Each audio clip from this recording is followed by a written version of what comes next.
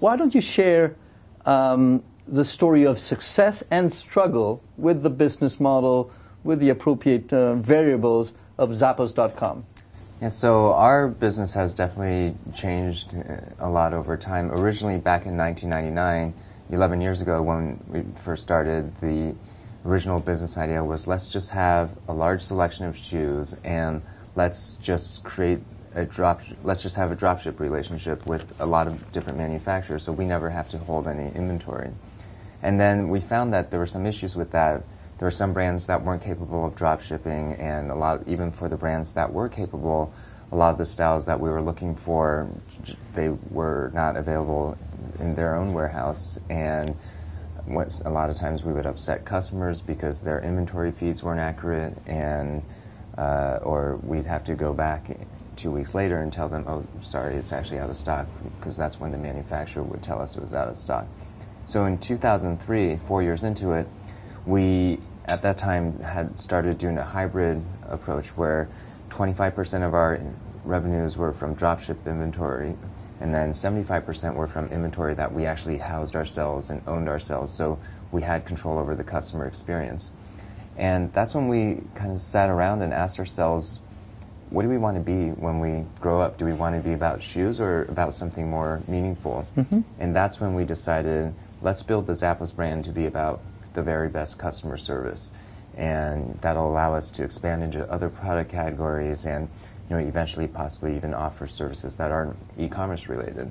So when we made that decision, then we knew the next decision we had to make was probably both the hardest and easiest decision, and that was to turn off the dropship revenue, because for us that was easy money, more profitable than our inventory business. But if we were serious about building our brand about the very best customer service, we knew we had to walk away from that easy money. So we flipped a switch overnight.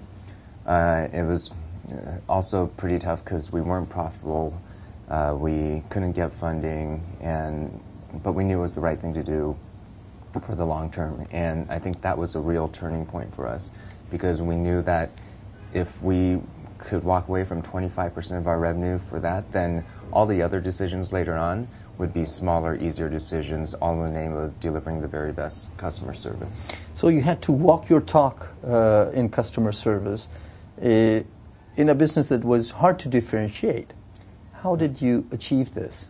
Well, we decided, let's take most of the money that we would normally spend on paid advertising or paid marketing and instead invest it into the customer experience and let our customers do the marketing for us through word of mouth.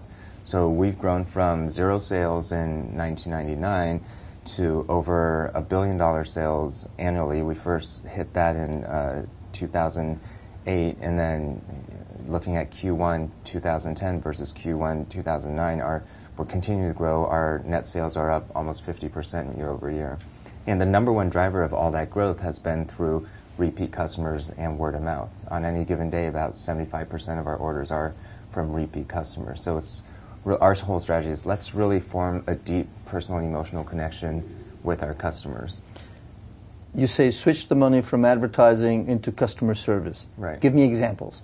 There's plenty of examples. So, for example, we offer free shipping both ways. So a lot of customers order 10 pairs of shoes, try them on with 10 different outfits in the comfort of their living room, and then send back the ones that they don't like or don't fit, and we pay for the shipping back to us.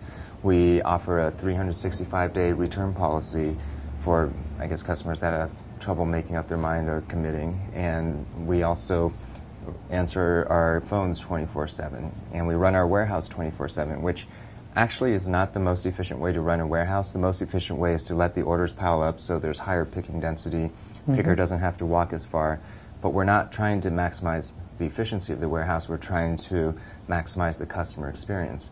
And by running the warehouse 24/7, which is located 15 minutes away from the UPS hub in Louisville, Kentucky, and because we do surprise upgrades to overnight shipping for our most loyal customers when they're expecting it a week later, a lot of customers order as late as midnight Eastern, and the shoes show up on their doorstep 8 hours later, and that creates that whole emotional response and wow response.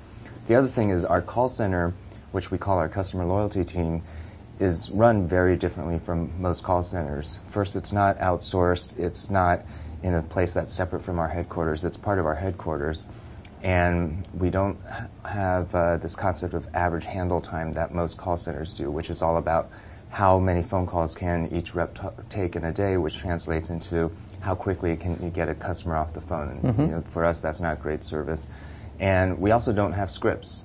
And so our longest phone call, I just learned, was almost 6 hours long. So 6 hours long? And I don't even know if they ended up buying anything. But most of our phone calls actually do not result in sales. And so we get questions a lot of times asking, like, well, if you're an internet company and only about 5% of our sales are through the telephone, why do you spend so much effort on the telephone? And what we found is actually, on average, every customer calls us at least once sometime during their lifetime. And usually it's not to make a purchase right then and there. It may be their first time going through the returns process, for example, and they just need a little help stepping through that. Or maybe they want fashion advice for a wedding this weekend. I think we have some customers that call us just because they might be a little lonely, and we'll talk to them as well. But really, a hotline. Yeah, well, we're in fact, every rep is trained so that the customer calls and is looking for a very specific style, and let's say we're out of stock of their size, to look at least 3 other competitor websites.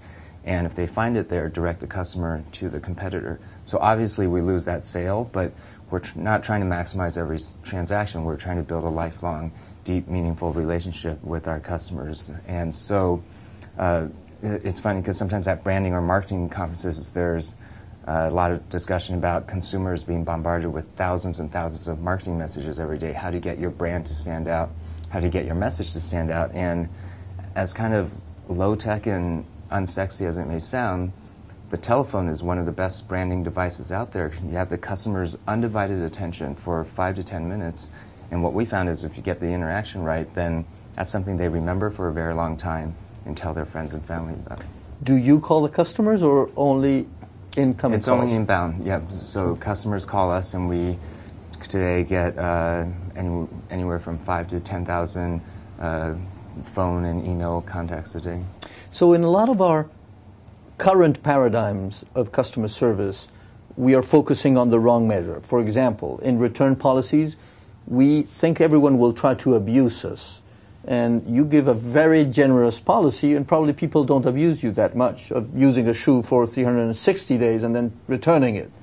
Yeah, that's very rare, but we actually don't try to reduce the return rate, because what we found is actually, if you look at purely just percentage, that's misleading, because the customers that have a higher percentage actually end up feeling more comfortable and spending more dollars with us, and end up being the more profitable customers than the customers that never return it at all from us. So at some point you discovered the right formula, and you succeeded in delivering extraordinary customer service, and sales ramped up, and now you're focusing on values and consistency of values that you give to the customers and that you have in your own company. Yep. What are those core values? So we have 10 core values, which we rolled out about 5 years ago or so, and it wasn't the way most companies do it. Most companies, it seems like there's a handful of senior executives that spend a weekend at some retreat and come up with these values which are very lofty sounding and kind of read like a press release that the marketing department put out. Maybe you learn about it on day 1 of orientation, but then it just becomes this meaningless plaque on the lobby wall. And we wanted to come up with committable core values, and by committable meaning we're actually willing to hire or fire people based on whether they're living those values independent of their job performance. So even if they're a superstar, if they're not living up to the core values, we'll fire them or put them on a performance plan specifically to address those values. And so we actually have interview questions for each and every one of those core values, and we do 2 sets of interviews. The hiring manager and his or her team will interview for the standard fit within team, relevant experience, technical ability, and so on.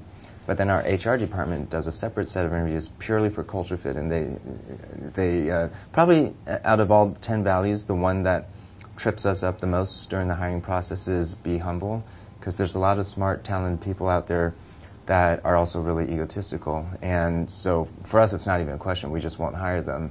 But at most companies, probably the conversation would be something like, well, this person might rub you the wrong way and be kind of annoying sometimes, but you should hire him because he can add a lot of value to the company.